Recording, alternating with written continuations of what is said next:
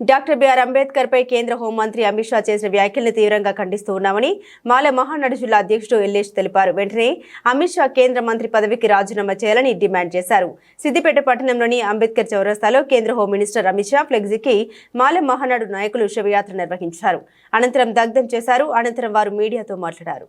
బాబాసాహెబ్ అంబేద్కర్ మీద మొన్న పార్లమెంట్లో అమిత్ షా గారు పదే పదే మీరు అంబేద్కర్ని అంటున్నారు, అంబేద్కర్ స్మరణ చేసే బదులు దేవుని స్మరణ చేయరి పుణ్యం వస్తుందని చెప్పి అమిత్ షా గారు ఏదైతే వ్యాఖ్యలు చేసిరో ఆ వ్యాఖ్యలను పూర్తిగా ఖండిస్తూ ఉన్నాము.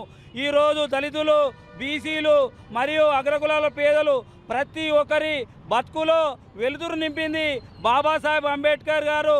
భారత రాజ్యాంగం ద్వారానే మా యొక్క బతుకులు మార్చిరు. 33 కోట్ల మంది మా బతుకులు మార్చలేదు, కానీ బాబాసాహెబ్ అంబేద్కర్ గారు మాత్రము మా యొక్క జీవితాలకు వెలుగునిచ్చాడు. అమిత్ షా గారు మేము ఒకటే డిమాండ్ చేస్తూ ఉన్నాము, నువ్వు రాజ్యాంగం విలువలతోటే ఈరోజు కేంద్ర హోంశాఖ మంత్రి అయినావు, అది గుర్తుంచుకోవాలి. అమిత్ షా గారికి ప్రధానమంత్రి నరేంద్ర మోడీ గారికి ఒకటే డిమాండ్ చేస్తూ ఉన్నాము, అమిత్ షా గారిని ఎంబడే బర్తరఫ్ చేయాలి.